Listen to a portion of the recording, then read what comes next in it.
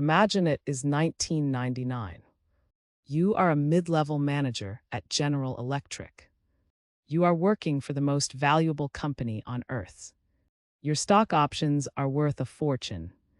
Your CEO, Jack Welch, is widely considered the greatest business leader of the century.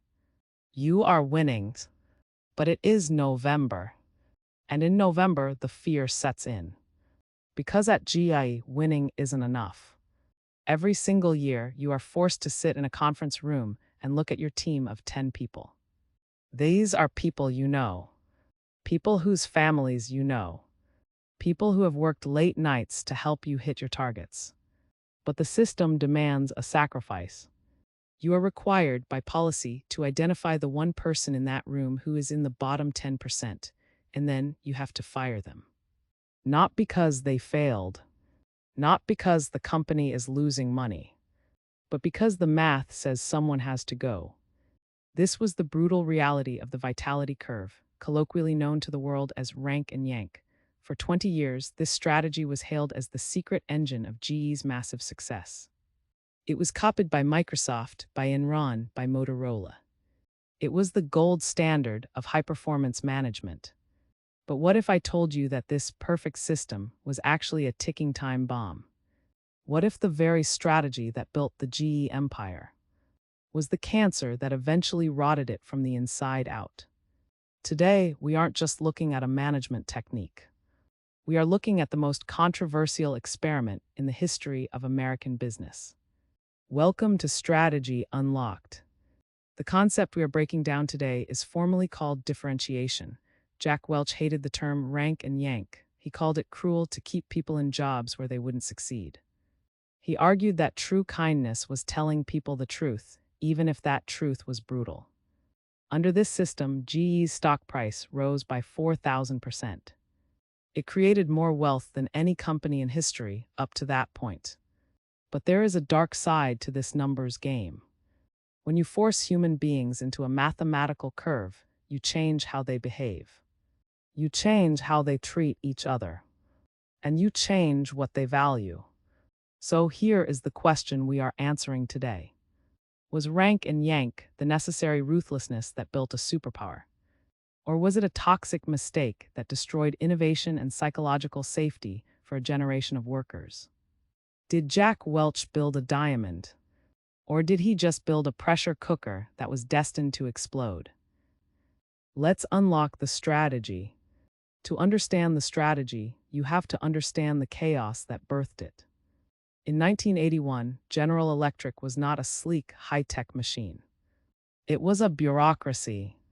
It was a collection of 350 separate businesses that made everything from toasters to jet engines to nuclear reactors. It was safe. It was slow. And to Jack Welch, it was dying. Welch looked at the global economy, specifically the rise of Japanese manufacturing, and he saw a threat that nobody else saw. He realized that good enough was a death sentence. He declared war on the status quo. His mission statement was simple. GE would be either or in every single market it touched. If a division was, they had two choices: fix it, close it, or sell it. But to execute a strategy that aggressive, Welch needed a different kind of workforce. He didn't need bureaucrats. He needed warriors. In his first few years, Welch cut the workforce from 411,000 down to 299,000. Over 100,000 people lost their jobs. He sold off billions in assets. He dismantled the hierarchy. The media turned on him. They gave him a nickname that would stick for the rest of his life. Neutron Jack. The joke was that like a neutron bomb, Jack Welch eliminated the people but left the building standing. But Welch didn't care about the bad press. He argued that bloated payrolls were not job security, they were false security. He believed that by trimming the fat, he was saving the company. And he was right. The company became leaner, faster, and more profitable. But Welch knew that simple layoffs were a one-time fix. You can't just cut your way to greatness. You have to build. He needed a mechanism that would ensure GE stayed lean forever. He needed a system that would automatically purge mediocrity, like a biological immune system attacking a virus.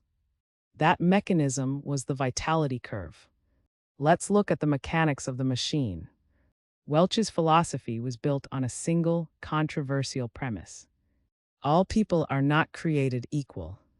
In any group of 100 people, Welch believed, 20 of them are stars, 70 of them are solid workers. 10 of them simply do not belong. He institutionalized this into a mandatory policy called the 20-70-10 rule. The top 20%, the A players, these were the stars. They were the ones with the 4 E's: energy, energize, edge, and execution. If you were in the top 20, you were treated like royalty. You got massive bonuses. You got stock options. You were sent to Crotonville, GE's famous leadership training center, to be groomed for executive roles. You were the chosen ones.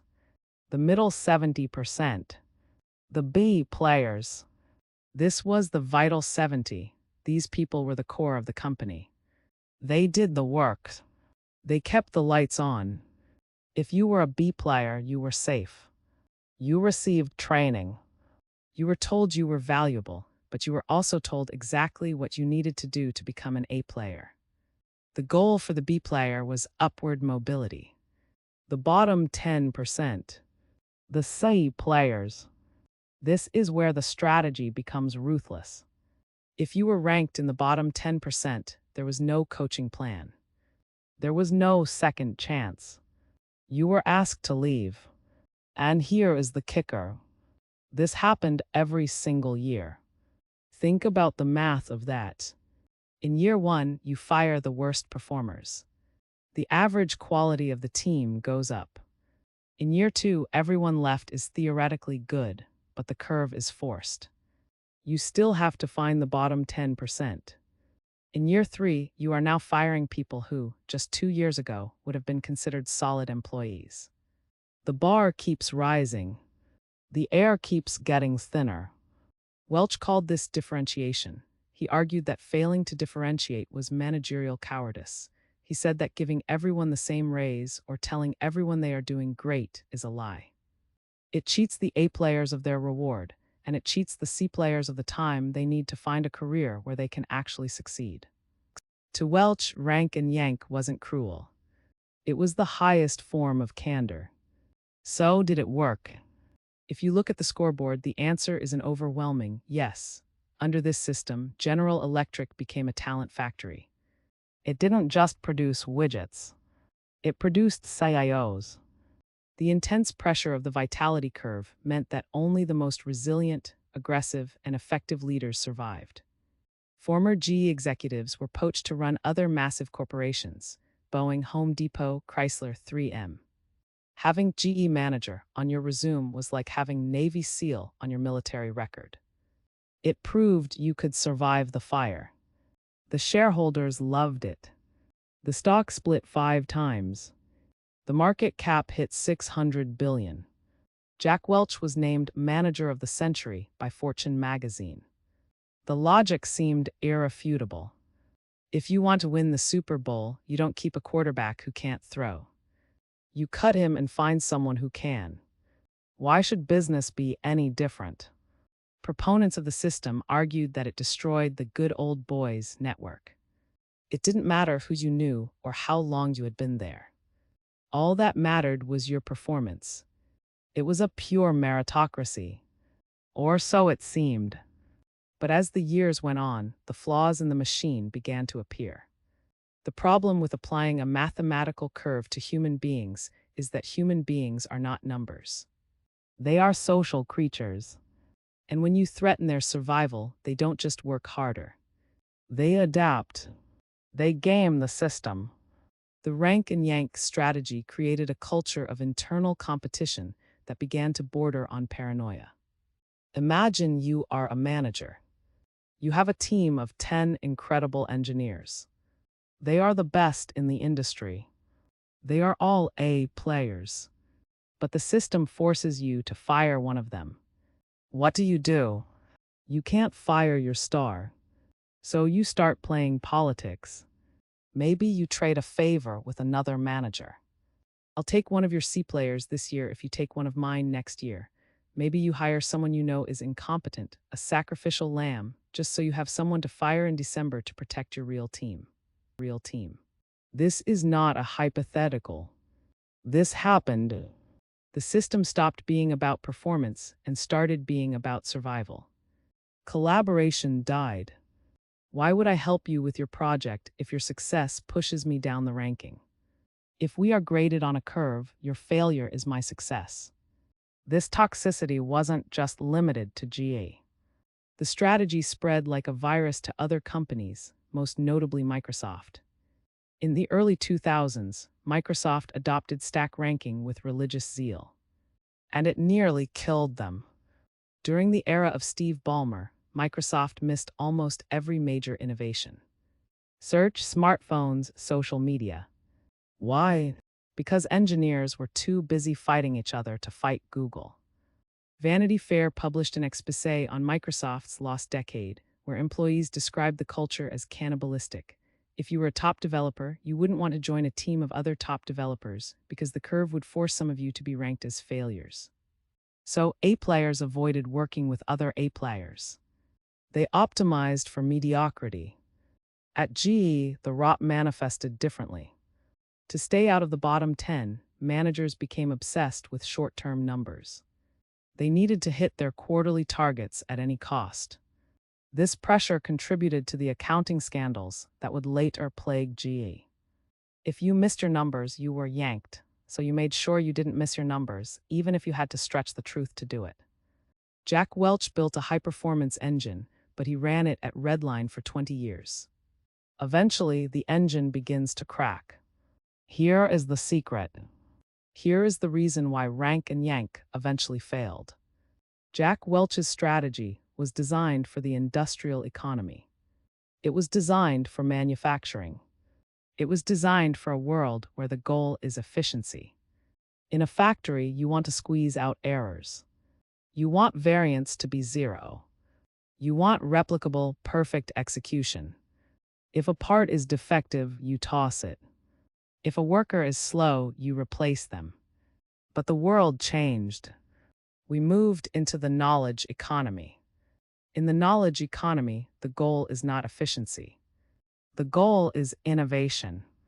And here is the aha moment: efficiency requires fear. Innovation requires safety. You cannot innovate if you are terrified. Innovation requires taking risks. It requires failure. It requires trying something that might not work. But in a rank and yank system, failure is fatal. If you take a risk and it fails, you are in the bottom 10%. You are gone. So nobody takes risks. Everyone plays it safe. Everyone focuses on the short term. Jack Welch treated talent like a fixed commodity, like ore mined from the ground. You sift through the dirt to find the gold, and you throw the dirt away. But modern psychology tells us that talent is not fixed. It is a growth mindset. Talent is something you develop. By firing the bottom 10% every year, GE wasn't raising the bar. They were destroying the psychological safety required to build the future. They were treating people like parts in a machine, forgetting that parts don't have anxiety, but people do. The strategy worked to squeeze the last drops of profit out of the 20th century. But it left GE completely unprepared for the 21st. Before we look at the legacy of this decision, I have a quick request. If you are enjoying this breakdown, and you want to ensure you are in the top 20% of our viewers, hit that subscribe button. It helps us research these deep dives and unlock more strategies for you. So what happened next? Jack Welch retired in 2001. He was given the largest severance package in history, $417 million.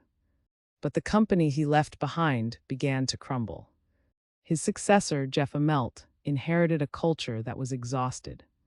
The financial wizardry that boosted the stock price unraveled during the 2008 crisis. The A players who had thrived on internal competition turned out to be ill-equipped for a world that demanded collaboration. Today, almost every major company has abandoned rank and yank. Microsoft killed it in 2013, and their stock price immediately began its resurgence under Satya Nadella. Even GI eventually abandoned it. Modern companies use continuous feedback. They use psychological safety. They use the keeper test like Netflix, which asks, would I fight to keep this person, rather than where do they rank on a spreadsheet? The lesson for us is clear. High standards are essential. You cannot tolerate mediocrity, but you cannot build a winning team on a foundation of fear. Competition is for your competitors, not your colleagues. Welch proved that you can scare people into profitability for a while, but you can't scare them into greatness forever. If you learned something new today, hit the like button. And let me know in the comments, is there ever a time where rank and yank is the right move? Or is it always a recipe for disaster? We are Insider's Knowledge, and this has been Strategy Unlocked.